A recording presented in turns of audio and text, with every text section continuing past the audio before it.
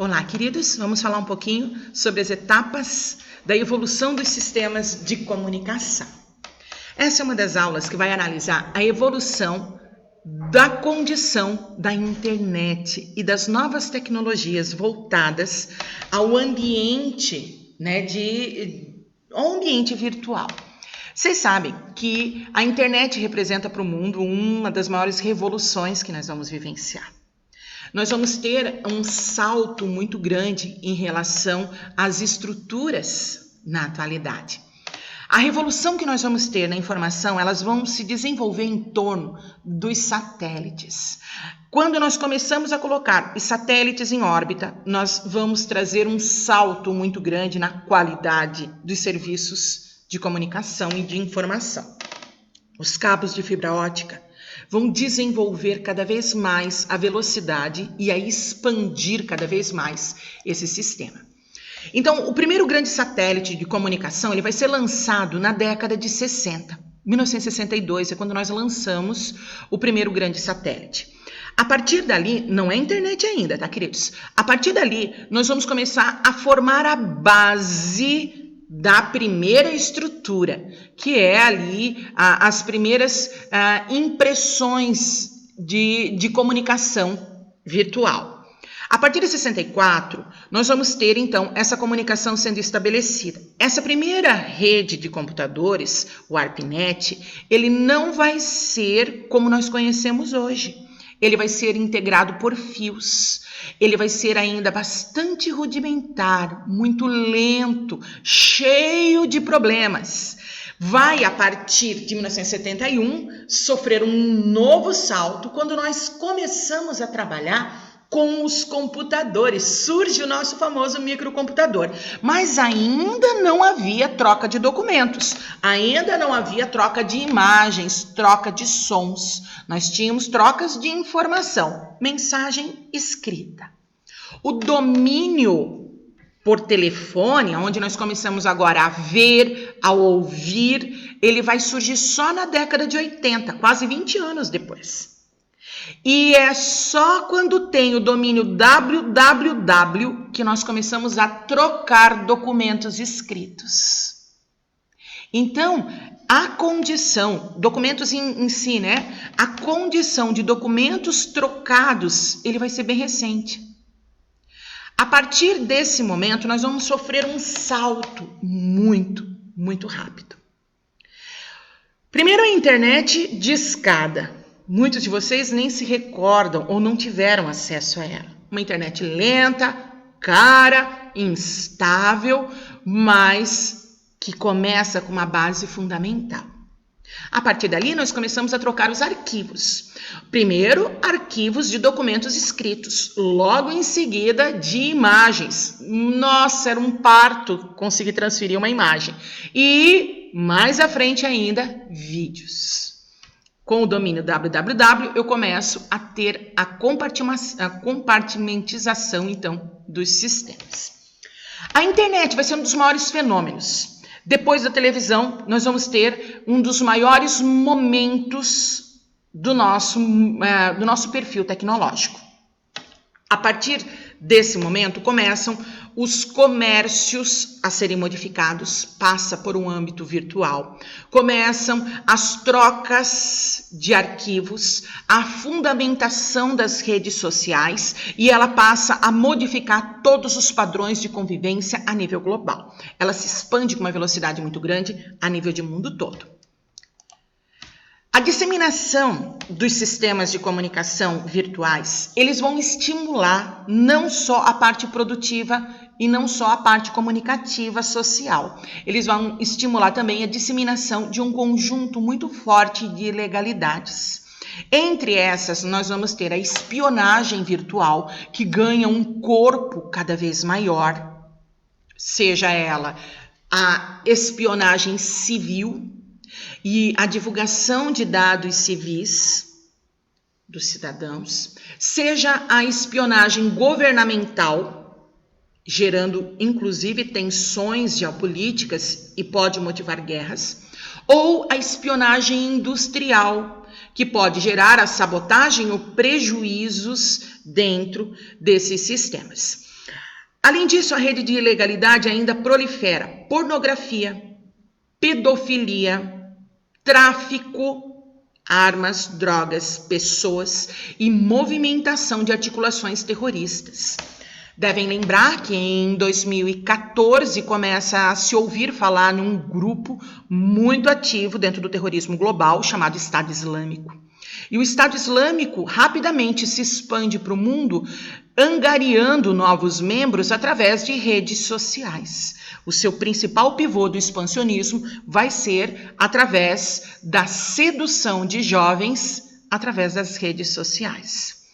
Hoje, nós vamos ter, então, um controle que passa a ser estabelecido sobre essa ilegalidade. Muito difícil de ser fiscalizada ainda, porque a internet, ela traz a impressão de ser uma terra sem lei. Existem leis, tá, queridos? Existem formas de identificação, mas ainda são leis bastante recentes e ainda são processos de adaptação. Por isso, todas as discussões que se faz em torno das leis dos fake news, das notícias que são compartilhadas sem fundamentação científica.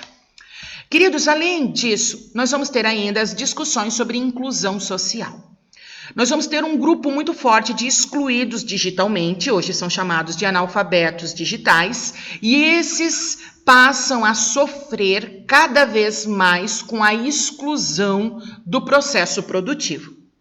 Eu não consigo comparar um indivíduo conectado a um indivíduo que seja um analfabeto virtual. Com a pandemia, os processos de circulação de produtos, os processos de compra, os processos de relacionamento passam a ocorrer virtualmente.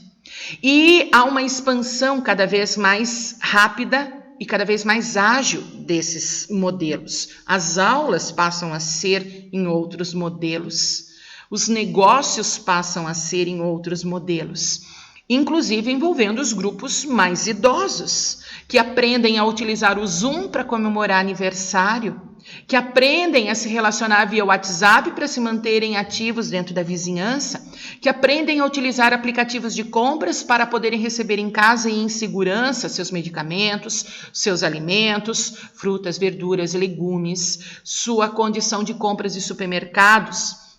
Então, cada vez mais, nós vemos essa expansão. E é irreversível isso, tá, queridos? Não tem como voltar. O acesso à internet, então, passa a ser um dos momentos de maior questionamento. Há uma expansão da rede no mundo todo, mas ainda há um número de excluídos muito forte a nível global. Com a pandemia, isso fica mais evidenciado.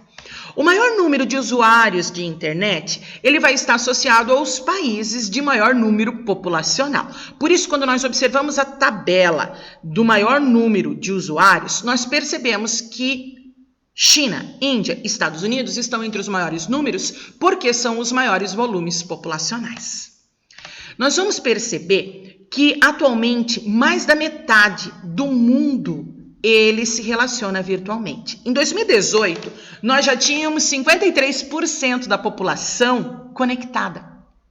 Atualmente, 2020, esse número pode chegar a quase 70%. Porque é muito rápida a expansão. Com a pandemia, os processos de integração virtual aumentaram mais ainda. As redes sociais, atualmente, elas são utilizadas por quase metade da população global, que se relaciona, se comunica, interage de forma virtual. E aí pode ter vários princípios. Aqui nós podemos ter desde os celulares, dos microcomputadores, tablets, notes, computadores de mesa, ou até mesmo dos videogames, que ganham cada vez mais espaço. Então, em 2018, isso já era muito nítido, os negócios e movimentações que tínhamos dentro do mundo virtual por acessos, de celulares, de notes e outras formas. A telefonia celular, ela vai ser responsável pela maior movimentação de informação. Aqui nós vamos ter um número cada vez maior de pessoas interagindo com os seus celulares, através dos smarts, para pesquisa, para negócios e para comunicação social. Hoje, os celulares funcionam como pequenos microcomputadores. Fazemos praticamente tudo nesses celulares. Entre estes, né, o falar é o de menor volume. Poucas vezes utilizamos como telefone. A maior parte das vezes é como microcomputadores ambulantes, móveis, né? O Brasil é um dos países que mais fica online a nível mundial. Ficamos mais de 9 horas todos os dias. A Tailândia é o país que detém o maior número de horas. Percebam que no Brasil é 9 horas e 14 minutos a média. Na Tailândia é 9 horas e 34 minutos. E as Filipinas com 9 horas e 24. Nós estamos muito, muito abaixo desses países. A questão é que este acesso, a maior parte é feito para redes sociais. Essa vai ser a diferença. Eu já projeto os dados para vocês. A utilização da internet no mundo, ela é cada vez maior, já comentamos, sendo que Catar e Emirados Árabes apresentam o maior percentual de pessoas com a utilização, 99% da população desses países. Depois nós vamos ainda ter Kuwait no Oriente Médio, que destaca-se, e alguns países associados à Europa, com mais de 90% da população online. Os países que menos conectados possuem não apresentam muita surpresa. Coreia do Norte, para nós, é o país mais fechado do globo. Cheguei a dar vários exemplos em aulas anteriores, né, sobre Coreia do Norte. Coreia do Norte, hoje, para nós, é o país que tem a maior tensão, o maior fechamento em relação a informações e não tem internet de cunho doméstico, de cunho residencial. Existe em Pyongyang algumas bases de pesquisa, mas menos de 1% da população da Coreia do Norte tem acesso. Então, e isso aqui sempre controlado pelo Estado, né? São bem restritas essas informações. Depois nós temos na África a Eritreia. A Eritreia é um país, um território no chifre africano próximo à Somália e à Etiópia, extremamente miserável. E o Níger, um outro país no coração da África, que apresenta o pior índice de desenvolvimento humano da atualidade.